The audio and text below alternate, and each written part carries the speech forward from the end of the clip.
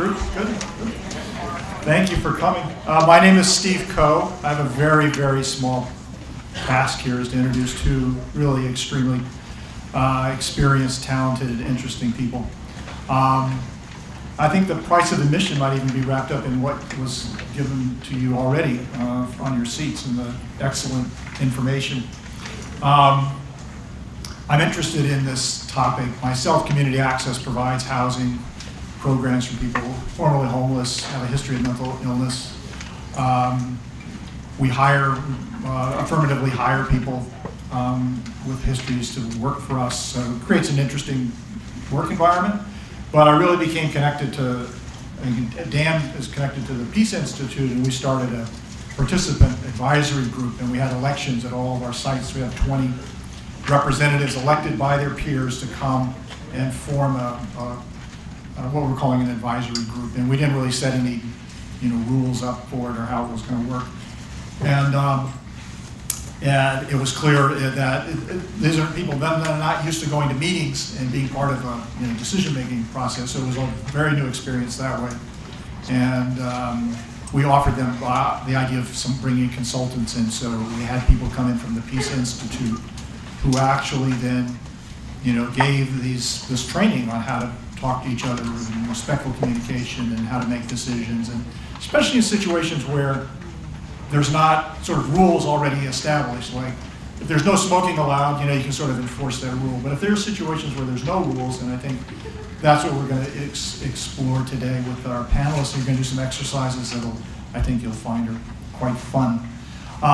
Maria Volpe is sitting next to me. She's a PhD professor of sociology and is the head of the director of the CUNY's Dispute Resolution Center. She's spoken all over the world. She's done research on this subject, and she's very connected to kind of our field. And I think it's nice that it's not just somebody who's out there thinking about this stuff, but actually doing it, and so that you can leave here today and go back to work tomorrow and actually take some tools and skills with you. Dan Berstein was connected to the Peace Institute as a mediator.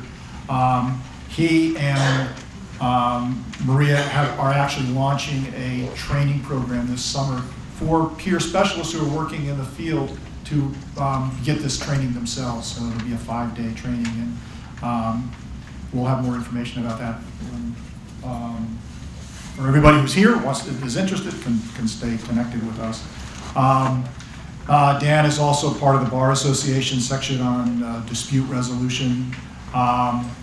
He helps train people also when they go into disputes where one of the parties might have be identified as a person with a psychiatric condition or some other disability, to not use that as to launch a series of assumptions about who might be right and who might be wrong. We're going to leave time for questions. Maria, you're going to go first, right? But if you have questions along the way, I've done this a couple of times. It works with the varying degrees of success. My email is stevecoe@gmail.com. If during the course of these presentations your questions come to mind and you want to start shooting me questions, you can do it that way. But we'll leave plenty of time at the end.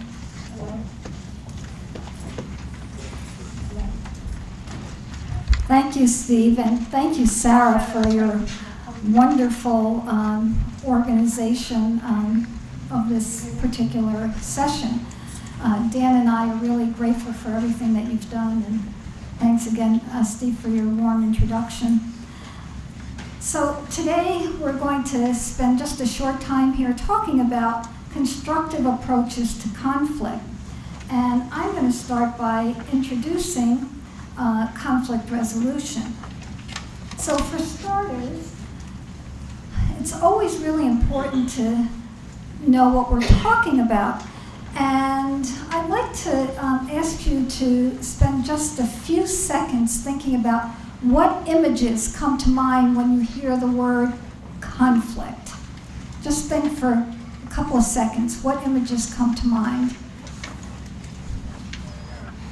And can I have just a few of you share what images came to mind?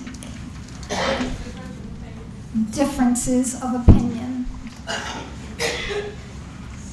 People talking over one another. Cross-talking, talking over each other.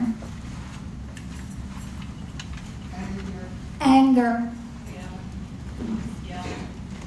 Yeah. Yelling, yes.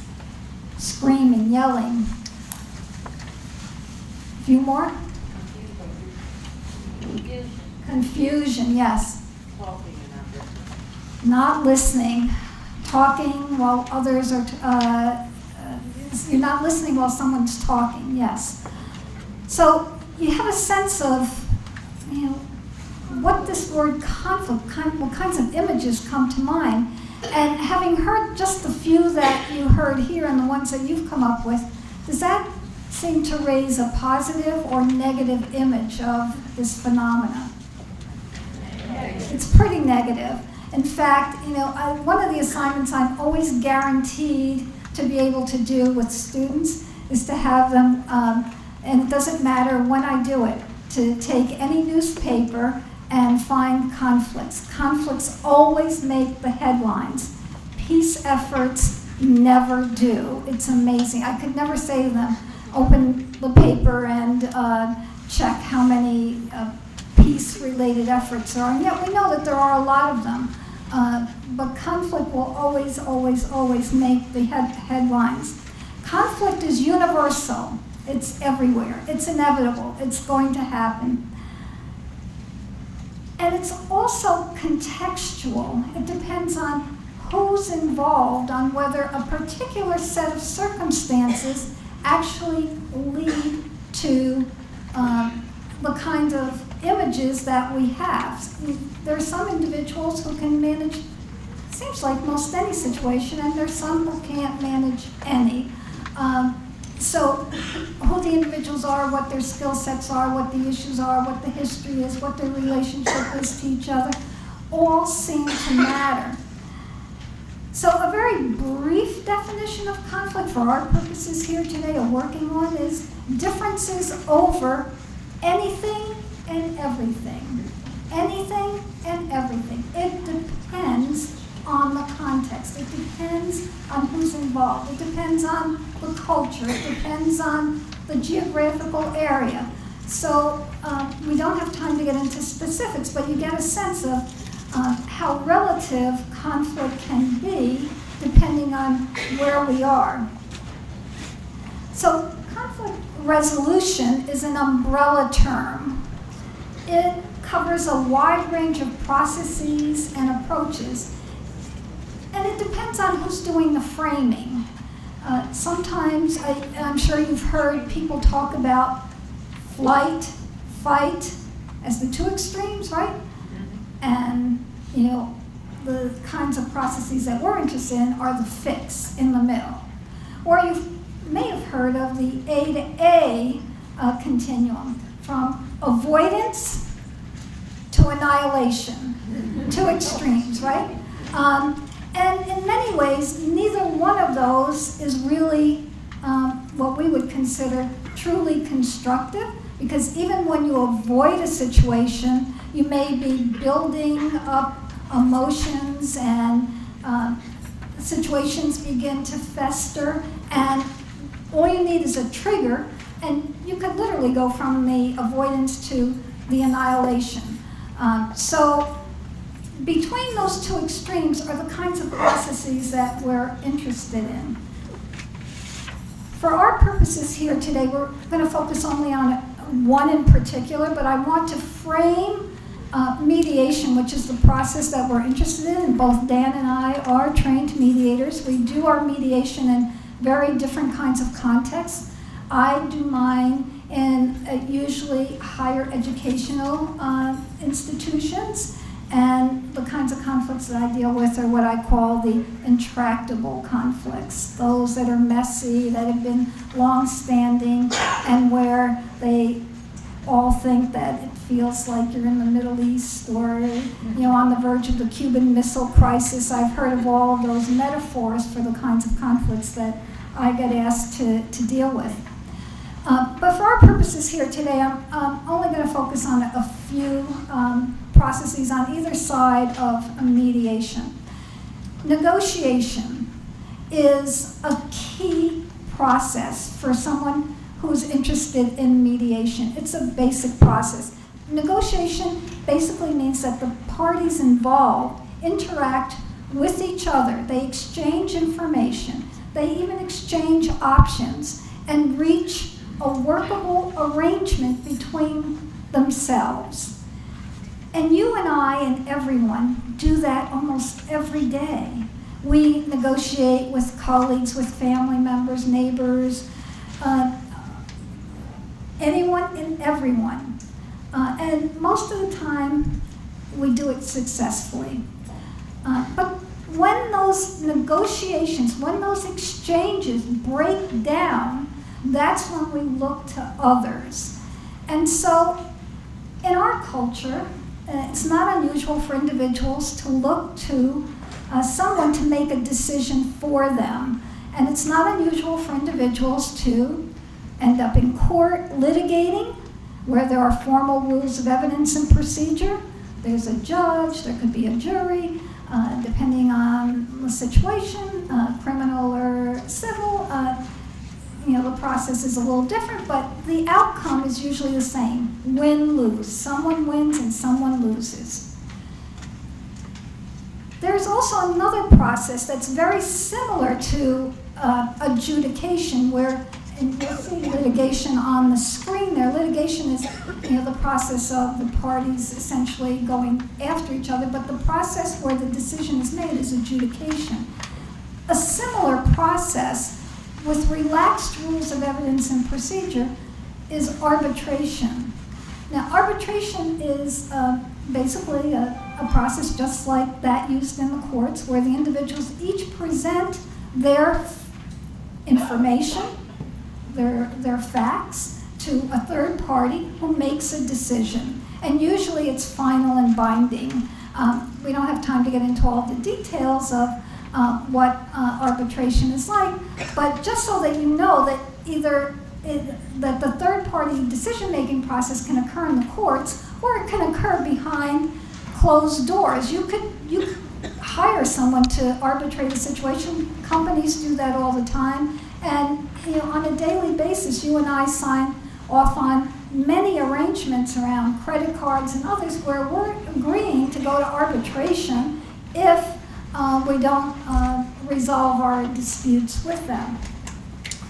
So the process that we're going to focus on here, though, is when that interaction or exchange between the individuals breaks down in a negotiation. Instead of going to someone to make a decision, we go to someone who will help us to continue that process. And I have to say that mediation is as old as civilization. Even though we're now beginning to hear a lot of interest in mediation, particularly since the 60s. And it's not unusual these days to hear that little kids are being trained as mediators, as peer mediators in their schools. And some of these children then go on to middle school and high school as peer mediators, come to college and take coursework at a place like John Jay, where they're getting certificates in dispute resolution. And for those going on to law school, virtually every law school now has some sort of mediation clinic or coursework, schools of social work, business schools. So it's conceivable that these days we have a whole cultural shift around how conflicts are managed, that individuals are learning these mediation skills very early and continuing to learn them through their formal education. And in some contexts, individuals are learning them on the job. Like NYPD is currently training 300 officers as mediators. Their interaction with the public will be markedly different than officers who are not trained in this process. So mediation can be defined in any number of ways. It's an extension of that negotiation process. You are now continuing what they were not able to do on their own if you're the mediator. Or one could say that the mediator is helping the parties to have a difficult conversation. Some mediators refer to their role as someone who assists the disputing parties to reach some sort of understanding or agreement. The key features to a process like this working are that the individuals should be there voluntarily. It's hard to work with individuals who are not willing to work on their differences. Another key feature of the process is that the parties themselves decide what they want to see happen. It's a creative outcome for them. Mediators don't give advice. They don't make decisions like those arbitrators and judges. And mediators are also expected to be impartial, to not take sides. And finally, one of the real pillars of the process is confidentiality, that whatever is said in the room, particularly the mediators, will not repeat to others or share with others. And we try to get the parties to also honor it as much as possible, just so that they can feel comfortable and trust the process. So what are some of the benefits of this process? Well, you've probably heard this a number of times. Mediation tends to be faster than litigation, than going to court. It tends to be less expensive. It's private, so that you don't have the media or others listening to what you have to say, that you can resolve your situation behind closed doors, that the parties are in fact in charge of the process, they are empowered, that the mediators will help to hear what they have to say to each other. It's a forum for them to listen to not only their facts, but their feelings that often are ignored in the court context. Another benefit is that the process tends to be structured so that mediators take the parties from beginning to end, helping them to establish some sort of norms for this difficult conversation, help them to share their perspectives with each other, consider options, and then work through some sort of agreement. One of the other important benefits of mediation is that it helps the parties to think about the future. And we often get anchored in our positions or anchored in the past. Well, with the assistance of a mediator, the parties are able to become more forward-looking. And not unusual in a conflict situation, we tend to get stuck in our positions. And what the mediators often become are agents of reality. And we have different techniques of doing that. Sometimes we separate the parties and go back and forth and have them consider what these options would actually feel like if they were to be realized. When is mediation appropriate? Well, since you're all in the housing context, I can't think of a process that is probably more appropriate than mediation, since there are ongoing relationships in many situations. And mediation is a process that helps the parties to share perspectives, to either establish relationships or reestablish them, help them to hear each other. This is a process that really works well, where there are ongoing relationships. If individuals are going to separate, maybe the courts in a win-lose context work best. But if there is an ongoing relationship, you want to have the parties feel like, I hate the phrase win-win because it sounds so simple, but that they both walk out of there feeling that they've been heard and that something's going to work for them. Mediation is appropriate when the parties are there voluntarily, although we'll see in a minute that in some instances they're mandated. It's appropriate when the parties are ready, willing, and able. And particularly in New York State, the kinds of cases that go to mediation tend to be those that are not involving child abuse or domestic violence.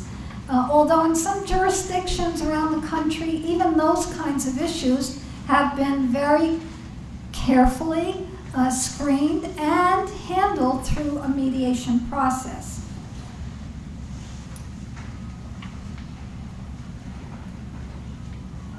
Okay. So, just want to make sure that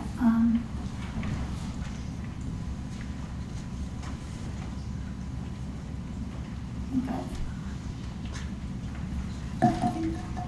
Sorry, I just want to make sure that, yeah, Dan and I are sharing here. Okay, so I think we're at the end of my session here.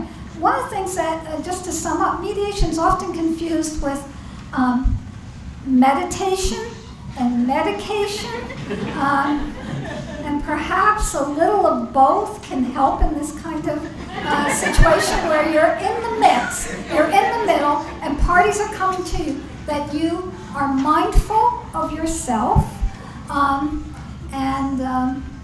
you know, I don't know about medication, be real careful, but this is a process that doesn't always have its own identity, and we're hoping that with these kinds of forums and a wide range of other efforts underway in all kinds of contexts, that in fact, mediation does become a household word.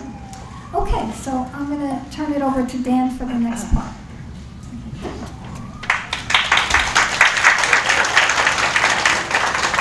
I think that applause is for you and not for me, so you should enjoy it. All right, well, so the next section we're going to talk about here is how conflict resolution can help in supportive housing. So I'm going to go through this pretty quickly for you guys so we can get right into our exercises, which I'm sure you're excited to get moving and really try it out, and you'll get a chance to see the difference between some of these processes Maria just discussed, and practice some skills that might be helpful in supportive housing. But let me start by showing you what I call the conflict resolution map.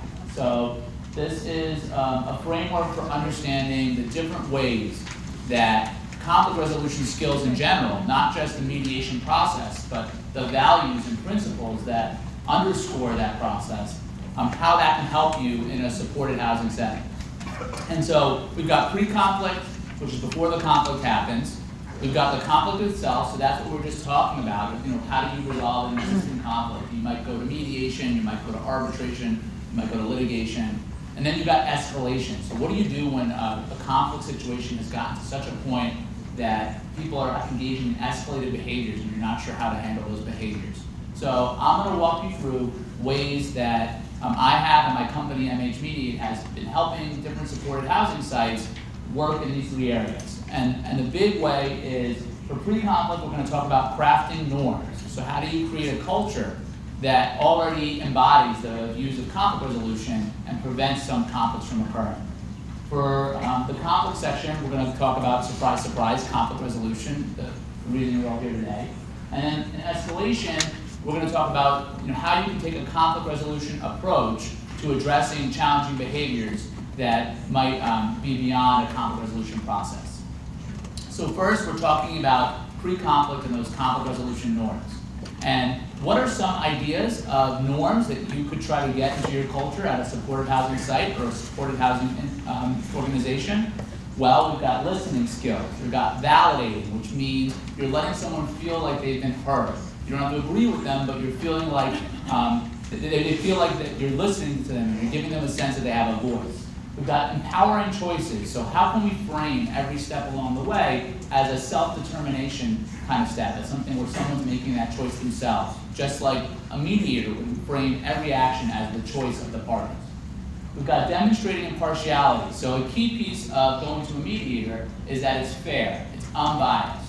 I don't have a stake in the outcome. How can I show people throughout the culture at my supported housing site that we embody this fairness? Because if people feel like it's fair, you might have less escalation in your conflicts. And finally, developing accessible practices. This is a little bit of an aside, but an accessible practice is one that works for someone without having to ask for special treatment based on a disability or other need or preference. And that's part of operationalizing that self-determination that underscores a lot of mediation. So these are some norms that you could bring into a supported housing site. You could do that through training, for instance. And then we've got adjusting practices. So actually going beyond just having those norms in your culture, or maybe to operationalize those norms and make sure they're in your culture.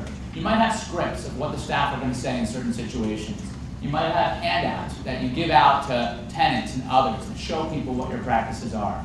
You might have talking points, and you might have other resources. So I've actually worked with Secret Supported Housing Site that's in the audience, if you want to raise your hands, and developed a online training that the tenants can access when they're in a conflict and get referred to, and that's an example of a resource that you could try to provide, so that way, before you get to the point of conflict resolution, people have a chance to build these skills or incorporate them into your practices.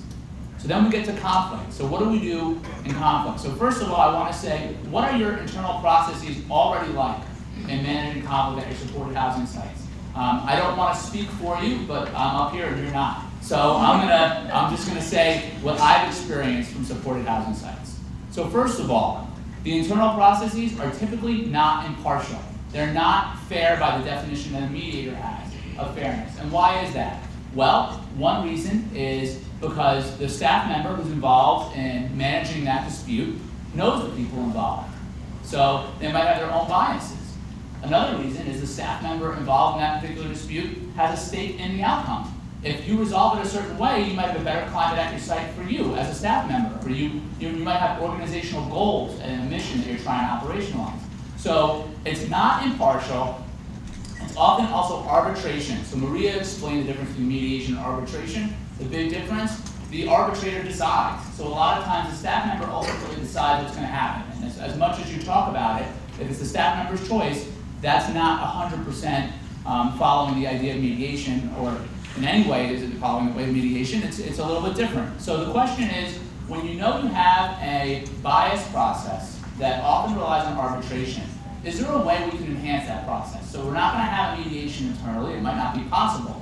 But could we figure out ways to borrow from some of the skills of mediation and broader conflict resolution, to take some of those norms we just talked about and put them into your arbitration process? And that's what we can do, is one of the things we can do at the supported housing site, is improve those resolution practices. The other thing we can do is make referrals. So if you can't be impartial yourself and you want to provide mediation, or if you just are fed up with conflicts and you realize this is not my skill set and let me get a professional, you can make a referral. And one thing that you'll all leave here today with, if you have your handout, and if you don't have a handout, you can come up to me at the end, we have some extra up here, is a link to community dispute resolution centers. So Steve had mentioned the New York Peace Institute. That's the Community Dispute Resolution Center for Manhattan and Brooklyn. Every county has a Community Dispute Resolution Center in the entire state of New York. What that center does is provide free and low-cost mediation services.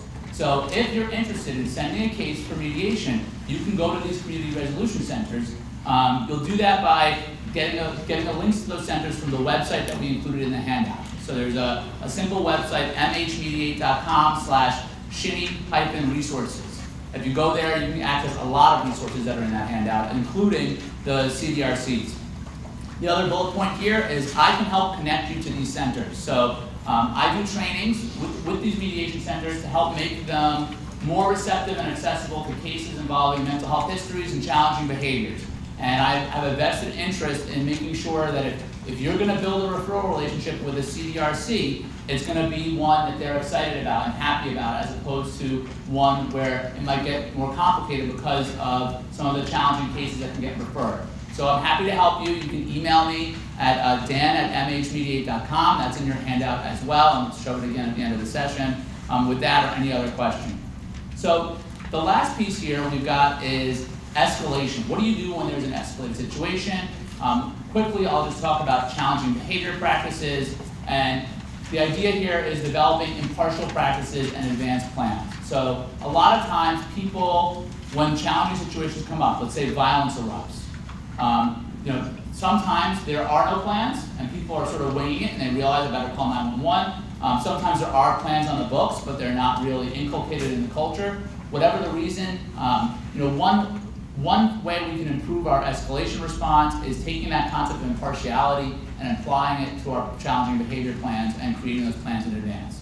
So MH Mediate has done all these things with supported housing through trainings for staff, trainings for tenants. It could be online trainings and consulting about processes, about ways that you can improve these practices or incorporate some of the handouts we discussed. And that's stuff that's ongoing, and that's a way that you can, or that's a lot of ways that you can apply conflict resolution settings, conflict resolution processes and skills into supported housing settings. So that's it for me. Now we're going to move into our exercises. So are you all excited to get up and move, or sit down, or just sit down and talk, actually? Sit down and talk. Because this isn't a dance workshop. So Maria, if you'd like to lead the first exercise.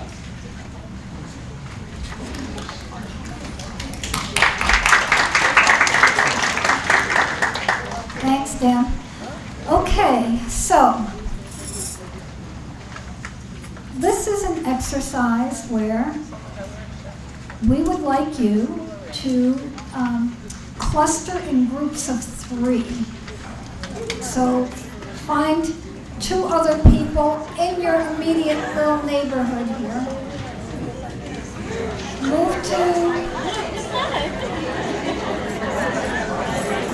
Move closer to someone so that you have groups of 3.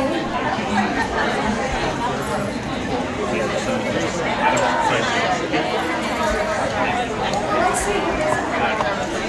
If anyone has trouble, just raise your hand. I'll get through the 3. It's just the numbers we just put in the chairs. There's nothing to be shy about. Otherwise, if you want to just observe, you can do that too. But it's really be great to get all the groups of 3 together. So, you can raise your hand if you want help learning more. Is there a group of 2 somewhere? We have someone else. Or you can observe.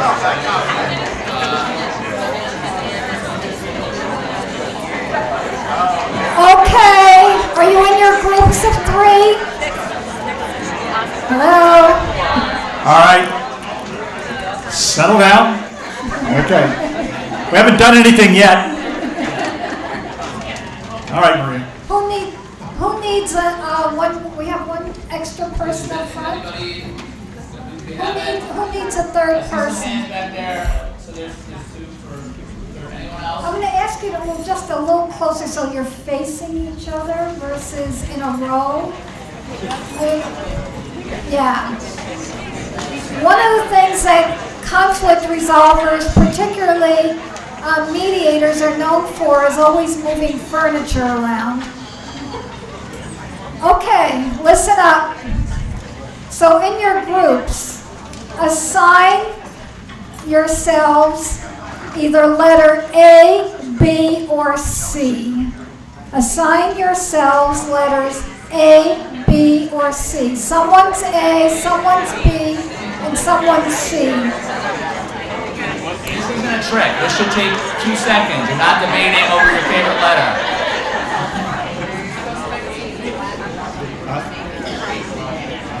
Okay, so who's A in each group? Who's B? And who's C? Perfect. Okay. I want to just say you're doing really great. Okay. A and B, you have been roommates for the last 2 years.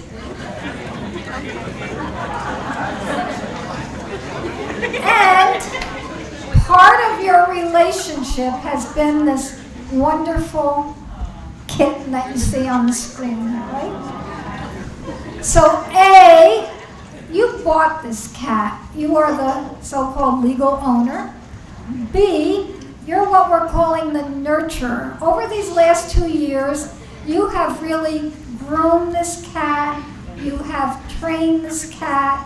You have created a cat that's now a show cat. She's worth a lot more than she was when A bought that cat. Ready? A and B, after these 2 years, you're splitting up. Who is going to get the cat? Hold it. Hold on, everybody. Since you can't decide who's going trying to get the cat, you've decided to go to a decision maker called an arbitrator, C. So here are the ground rules for this exercise, and this is what often happens.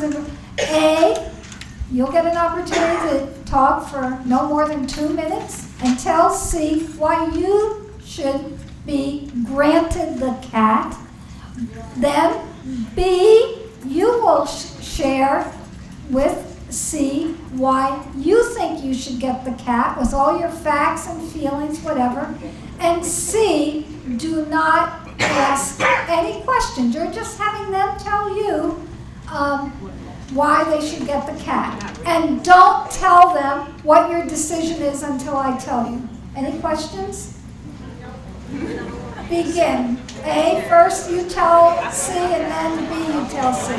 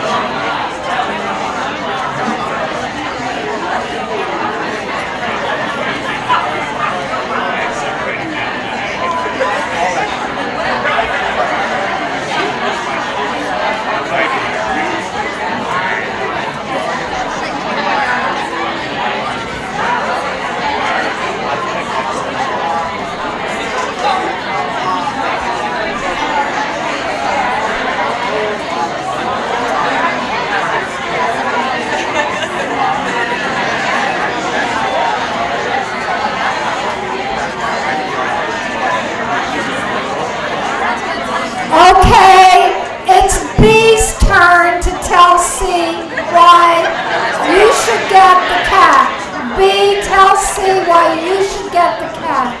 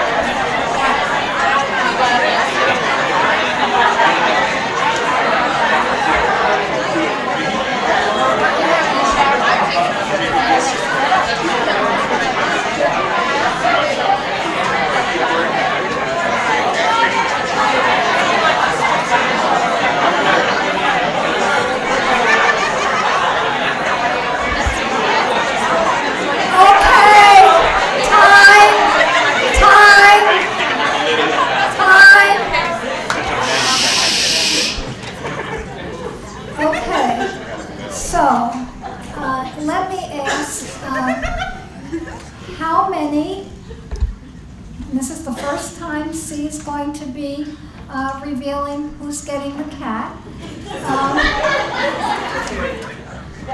How many of you gave the cat to A? Please stand up. How many of you gave the cat to A?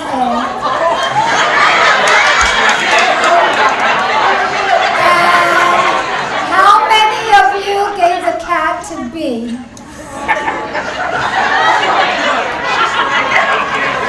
Thank you.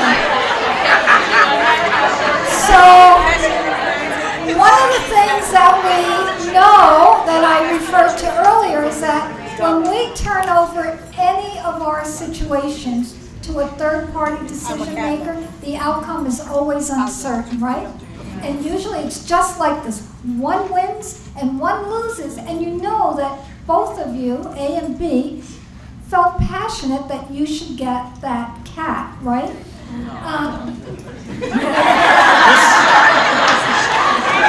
This group here kind of went off the rails a little bit. So in the interest of time, we're going to have you now go back into your roles here, A and B, with C. This time, C, your job is to help A and B come up with, forget about the decision you made, the most creative outcome for this cat. It's not a, you think win-win, not win-lose. How your interest is in this cat's best interest here. What would work best for the cat? Any questions? Objectively, you're thinking about how to be creative here. Okay, you have 5 minutes for this.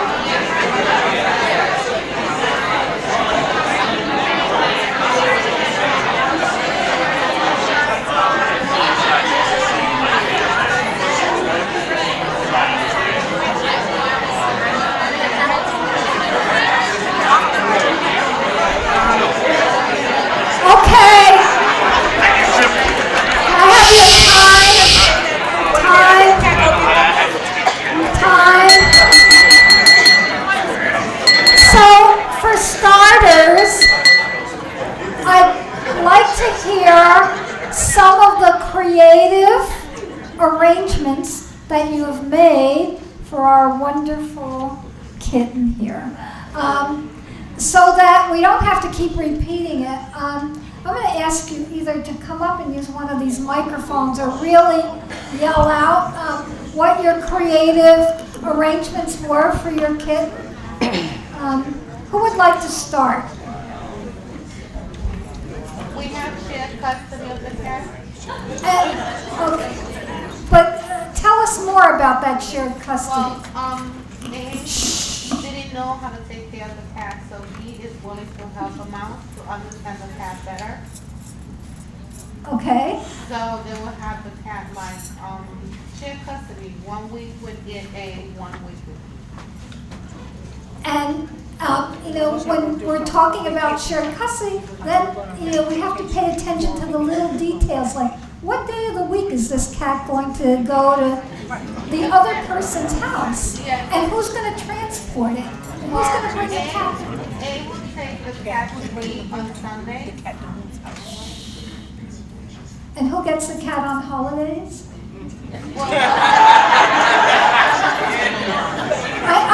I'm just raising some of the kinds of issues that will come up as we, We have to think of, what if they decide to go away on vacation? What will happen to the cat? okay, So, but B is so good that she's willing to help. Go Great. an extra mile for the cat, because A understood that ASPCA was like, what is it? Is it under what is it?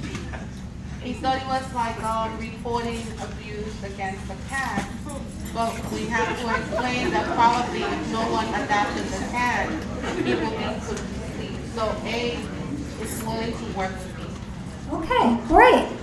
A lot different than just one getting the cat, right? What are some of the other arrangements with the Burgundy Church? Yeah, we talked about shared custody as well, but then B was worried that the cat would be really stressed from traveling between the households. So B is going to train the cat to use a leash and walk between the apartments. And A said that she already, put a lot of money into buying the cat, so B agreed to buy the leash and do this leash training. Okay. A judge would not have come up with that one, right? Great, thank you. So, A initially have purchased the cat, and B is the one that's gonna get the cat, but we decided that they're gonna do shared custody. So, what they're gonna do is they're gonna split the week in 3 days, and then one day they're gonna do a play date together with the cat.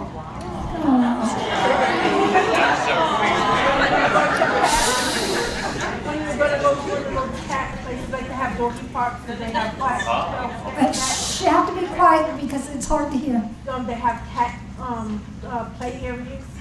So on Thanksgiving, B is going to get, A is going to get the cat for Thanksgiving, and B is going to get it for Christmas, and on vacations, they will alternate and have it for vacations. So Great. it was tough in the beginning. But B felt like because I've been really nurturing the cat, I should have all say so.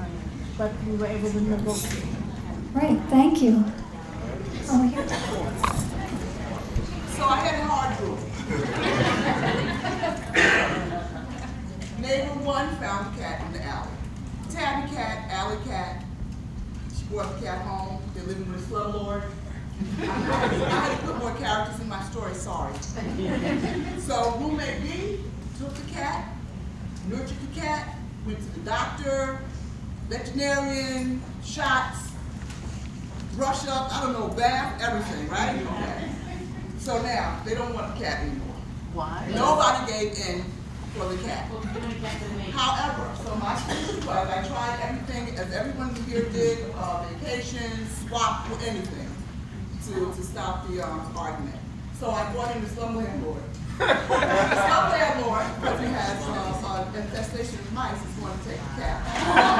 When the mice go back up in the apartment, then they will agree on sharing the cat. A judge could not come up with that. I saw a few more hands. I'll just go right down to the back. Sorry here. Okay, so, Stand up so they can hear you. let's see, roommate A purchased the cat, right? Roommate B is moving to California. So roommate B is taking the cat to California, and roommate A works 2 jobs, so can't take care of the cat anyway. And what we're gonna do here is that they're gonna FaceTime each other. Wow. You can still see the cat,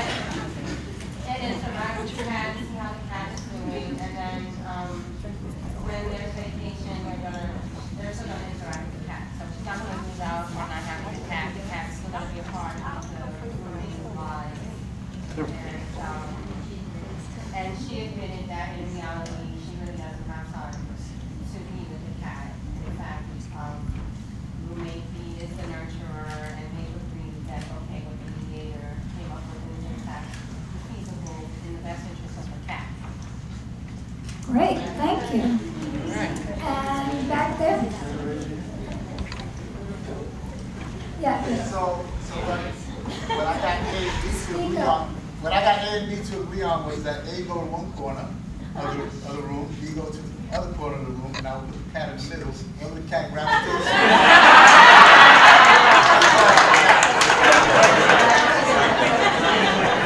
So the cat makes the decision, right? And one more. We decided to give the cat to the mediator because she's much nicer than the two of us.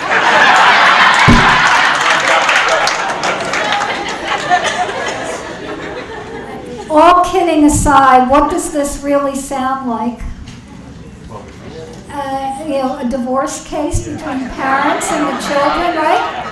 Who's going to get the kids? What holidays? How long? Who's going to transport them if one moves to California and the other one stays in New York? How are they going to FaceTime when? Who starts it? So this is, we got to see how different the outcomes were, right? Versus when you went before this decision maker who made a win-lose decision. Which process for C, which was easier, the mediation or the arbitration process? How many of you thought mediation was easier? Stand up. How many of you thought arbitration was easier? And just curious, why did you think arbitration was easier? Making a decision is easier than helping people come to a decision they don't really want to come to. Yeah. And which was faster? Arbitration. Arbitration, yeah. You don't have to deal with all these emotions and all these details and all these fears, and you listen to them and cut, right up above their heads and make a decision, right? I mean, much faster, much easier. Okay. What made the mediation process different for you? A and B. What made it? How did it feel different for you? It was more emotional. More emotional. Did you feel heard? Yes. But at the same time, not knowing exactly what she was going to do, not knowing whether she was going to pick B as opposed to picking me because the cat belongs. I got the cat. That's in the arbitration, right? So in the arbitration, it's very uncertain. Do you have a sense of when it might be more appropriate to arbitrate a situation versus mediating one after this exercise? When do you think you should just send the case to arbitration or to a decision maker? If the cat had been abused by A or B. So you send it to a decision maker if there's been abuse? When you can't come to an agreement, When you- the side can't agree, then it's like, okay, somebody has to make a decision. Somebody has to make a decision. We have to cut through the chase here. It starts getting too costly to go back and forth, or time is of the essence, or it's so important that you feel that you really do need to move on somewhere. So, which would you prefer to do in your supportive housing work? Mediation or arbitration? How many of you would prefer to do mediation? Okay, and how many prefer arbitration? Okay.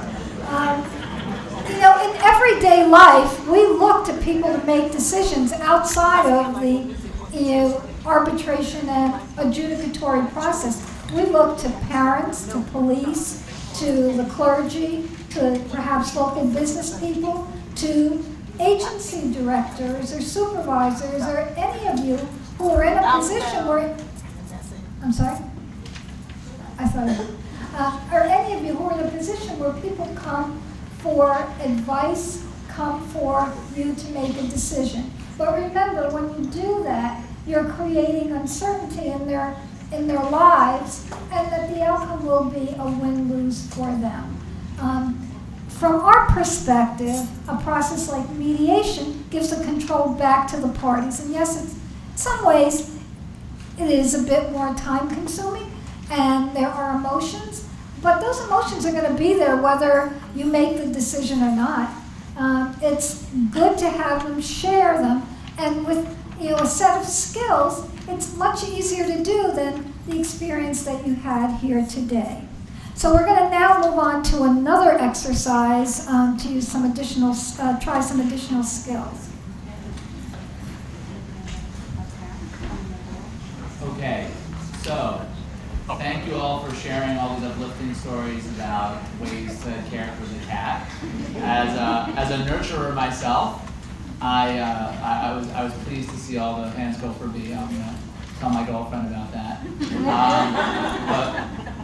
All right, so our next exercise, we'll stick with the same groups that you formed, but you can forget A, B, and C.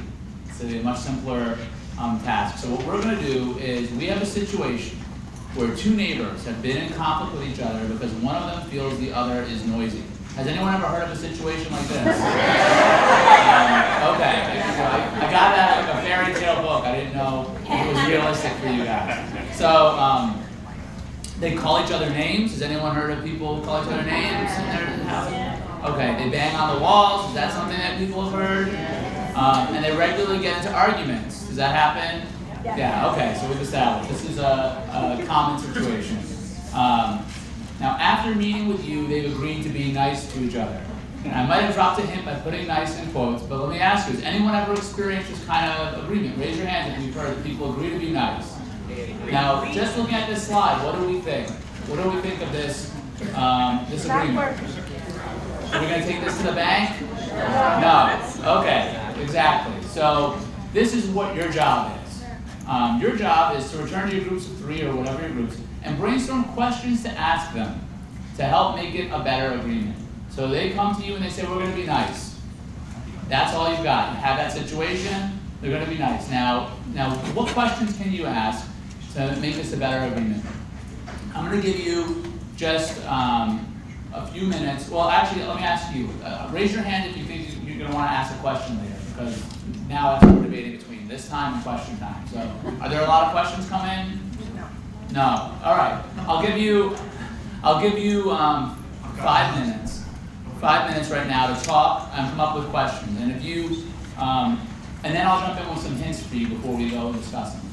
So, take 5 minutes, and again, the idea is, what can we do with this agreement to be nice? Yeah, your name. We all name it. You want the name.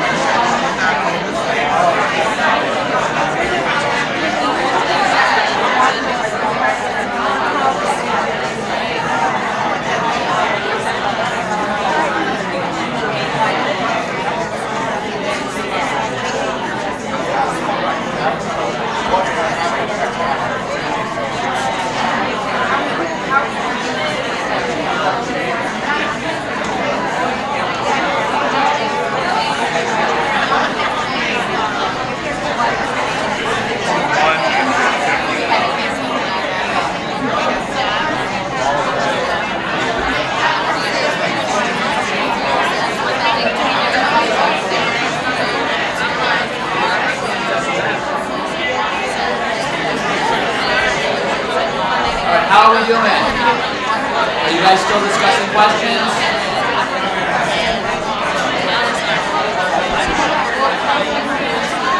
Alright, guys, can you guys pause your discussion for a moment? I just want to. All right. There you go.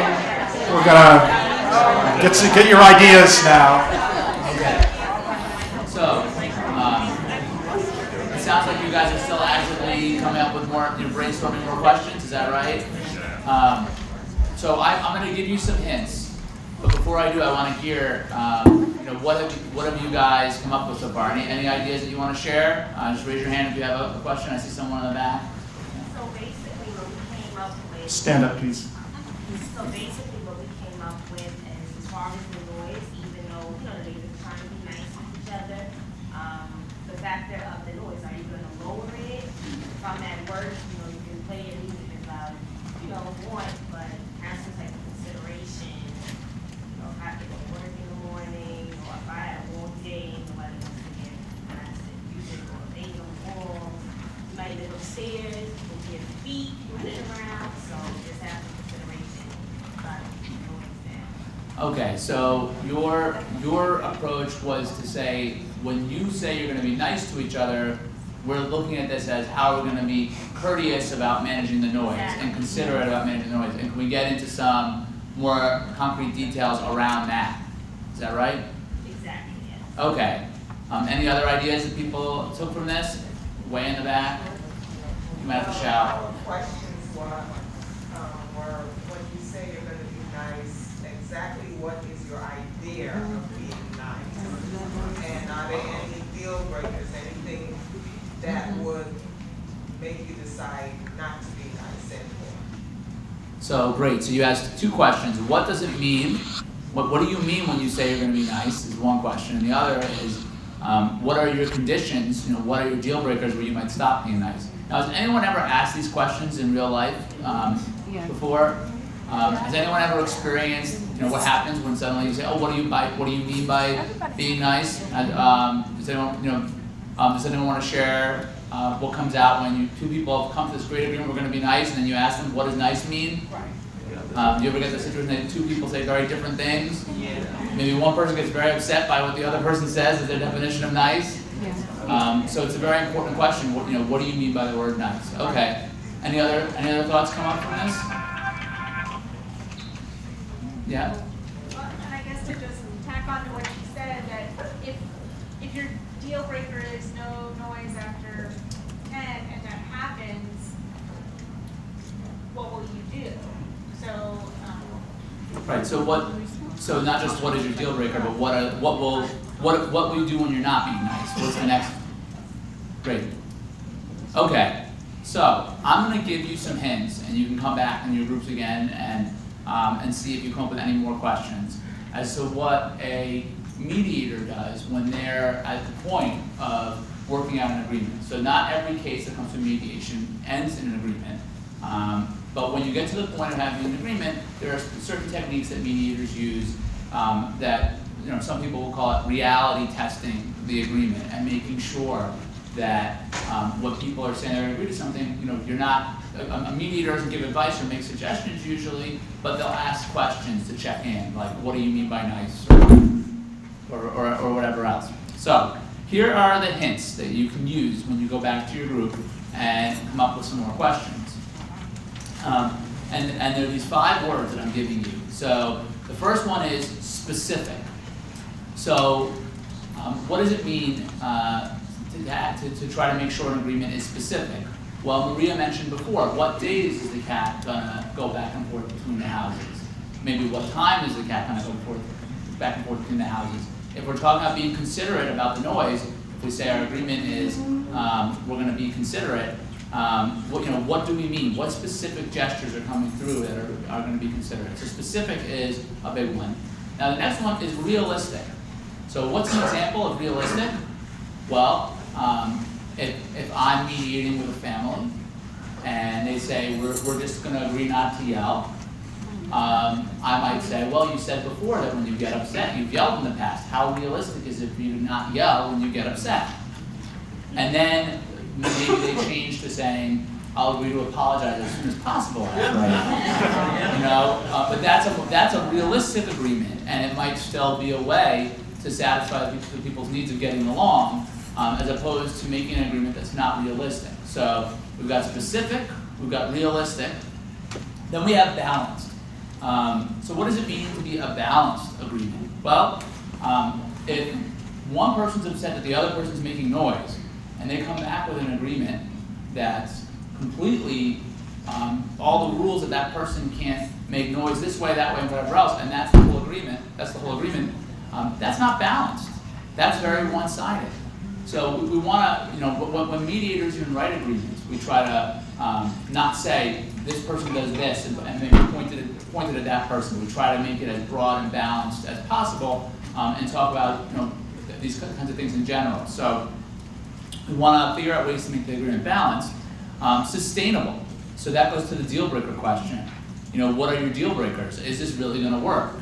What, you know, so the question that came up before was, what if, you know, when will you not be nice? And then the next question might be, well, what can we do in that situation and start improving your agreement?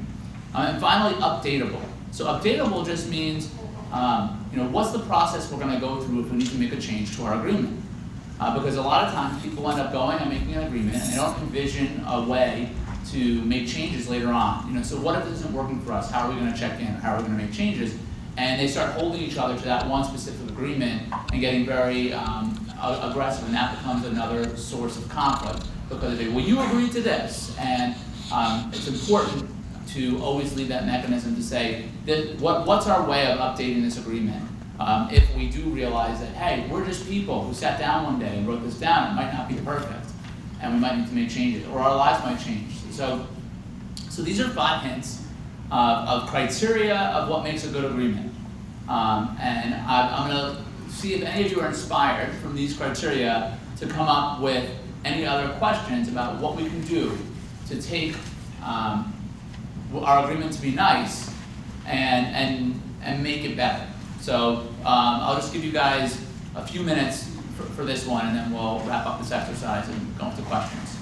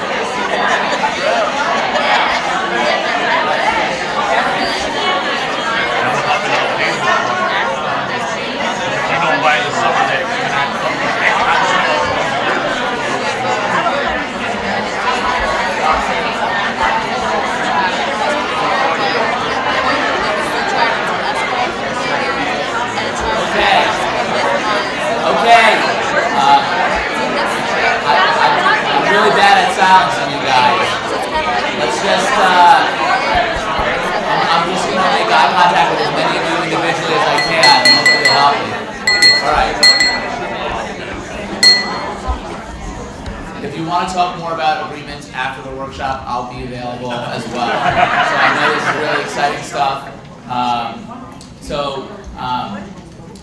I'm going to just check in with a couple of questions, and then we'll wrap up and go into the general question and answer. The first question I have is just, I'll take from 2 or 3 of you. What are some new ideas that you got after the hints? Did anyone have anything they want to share? Yes. Well, we said that we would test out the volume on the stereo to see which, level 1 to 10, it actually was noisy for the other person, and make note of that so that it was something very specific. Because it might be loud and it might not be loud enough. Now that was specific. I commend you on that specificity. Did anybody get more specific than that? I wasn't planning to ask this question. Did anyone get more specific? You in the back. Wireless headphones after 7 o'clock at night. Wireless headphones. Okay. All right. Yeah, is that sustainable? That's Steve asked that question. Is it sustainable to get the, or is it realistic? Yeah.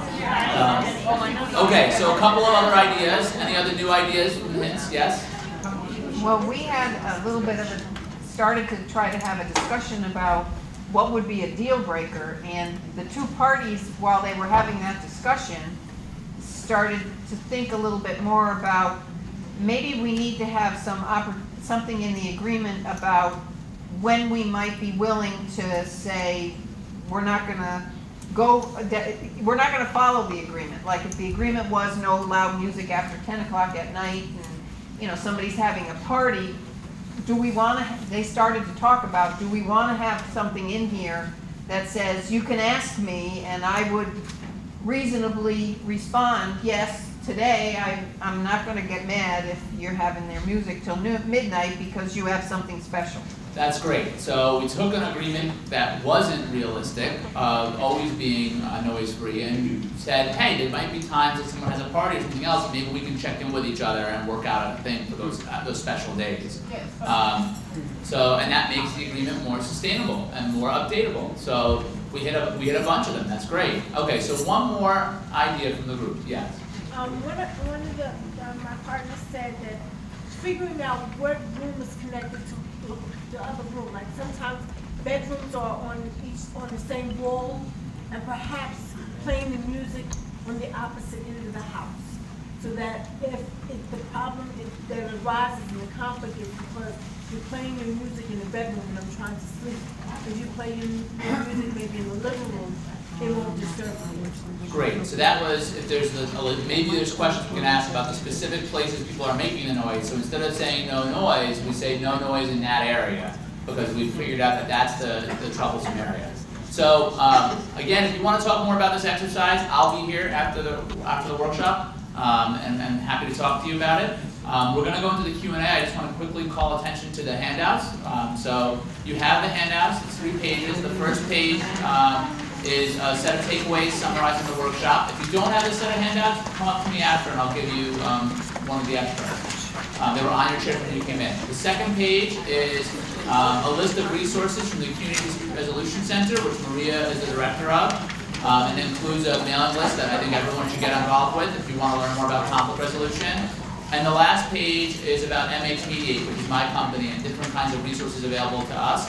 All the links from this handout go to a website, mhmediate.com/shiny-resources, and that's listed on the handout. You can go there and click and find everything you need, including the referrals to mediation and everything else. And if you want to contact us, you can contact us through me and email me at dan@mhmediate.com. So with that, we've got some time left for questions and answers. I'll sit over here. Yes. I'm just curious to hear a little bit more about how mediating with individuals that may have mental illness or personality disorders, how you modify this process. Question whether if you modify. Yeah. So I've done a lot of work with mental health mediation. Actually, when I first became a mediator, I have bipolar disorder. So some of the mediation programs that I researched said they wouldn't do cases with someone who had a mental illness, which made me scared to even tell them that I had a mental illness when I went in to start getting trained. But I'm open to my mental illness. But there's basically, there's three things that need to be addressed when doing a mediation related to mental health in any way. So the first is mediator bias. The first thing is mediators need to learn to not ask questions about diagnosis. That they're not, when someone comes to you, even if you're a social worker mediator, they're not coming to you for clinical treatment or therapy, and they're not looking to be profiled based on their diagnosis. So the first thing we need to do is understand that that's the kind of training that the dispute resolver needs to make sure they can provide an empowering process to parties who have a mental health history or the suspicion of a mental health history. Now the next thing is, why are people afraid to mediate cases with parties with mental illness? It's because there's a stereotype that someone with a mental illness may exhibit challenging behavior, or they may not have the capacity to make decisions. That's not related to having a mental illness. I have bipolar disorder, but that doesn't decide whether or not I have challenging behavior or whether I have the lack of decisional capacity for this specific deviation. So what we need are better practices that don't scapegoat people with mental health needs as the only situation where someone might not be qualified to participate in mediation. Because the truth is, a lot of mediators, so I actually do these trainings for dispute resolvers around the country. What do you do to manage challenging behaviors so that way you're not scapegoating someone with a mental illness instead and saying, well, we just will avoid people with mental illness and that's our plan for challenging behaviors. And it's like, well, that's not your plan for challenging behaviors, and it happens to be discriminatory to people with mental illness. And similarly with capacity. So if anyone's interested in resources in those areas, I have a lot of resources focused on challenging behaviors, focused on addressing that issue of questions of capacity, and focusing on de-biasing dispute resolvers with trainings that don't get into diagnostic labels like personality disorders, and just teach you ways to understand that people have a diverse array of choices when it comes to their own mental health, and a mediator's job is to respect any choice they hear.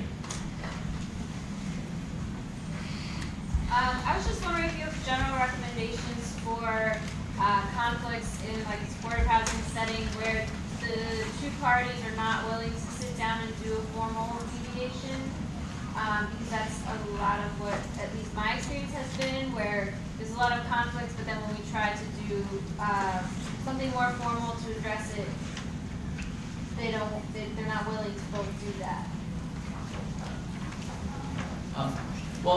So one of the fundamental principle of mediation is self-determination, which means people have a right to choose if they want mediation or not. So if you have a business doing mediation, it's hard because how do you try to convince people to come see you as a mediator when really you're only supposed to respect their choice if they want to go?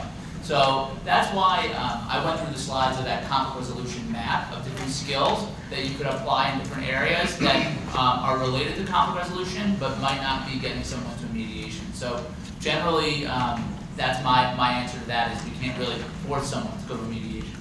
I wanted to add to that what a mediator does is basically create a container, if you could imagine that symbolically, for individuals to have a conversation. And if those individuals don't want to be in that container, then some of the techniques that mediators use in a variety of other contexts, for example, in the international arena, in the labor management world, is that they shuttle back and forth between the parties, sharing each other's perspectives and options. And depending on the situation, the individuals may be brought together at some later date. Individuals have to be able to trust the person who's in the room with them. They also, at times, conflicts have to ripen or mature. The timing is critical. And when I do mediations, I often meet with every single individual, and sometimes I have dozens of individuals. You can only imagine how many hours you end up spending with each one of those individuals, going back and forth. And sometimes, depending on the number of individuals, you need to break down the conflict into smaller pieces. So if you can resolve situations between these two individuals, then it'll make it easier for them to go into the room with the other individuals. So you have to be creative in how you create this container. To think that individuals who are seeing the other as the enemy or as someone that they're just not able to sit down with, to be able to now come into a room, sometimes is unrealistic. We have to create that safe space for them. What do you think about using this process for conflicts between residents and staff?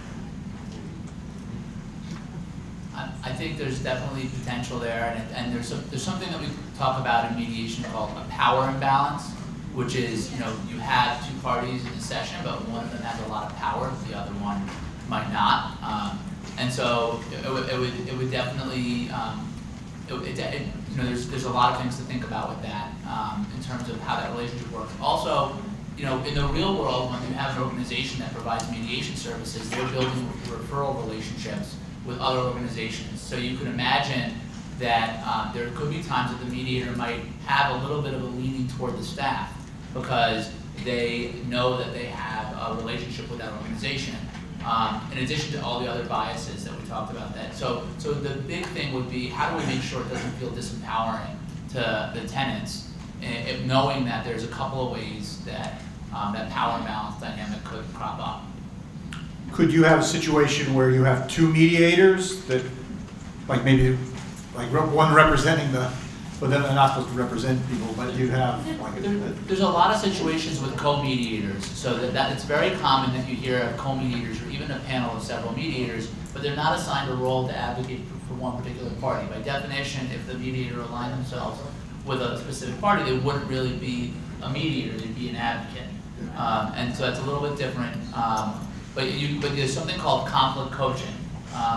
And people can actually get conflict coaching at the New York Peace Institute. You can email me, I'll put you in touch with people. I do conflict coaching there. And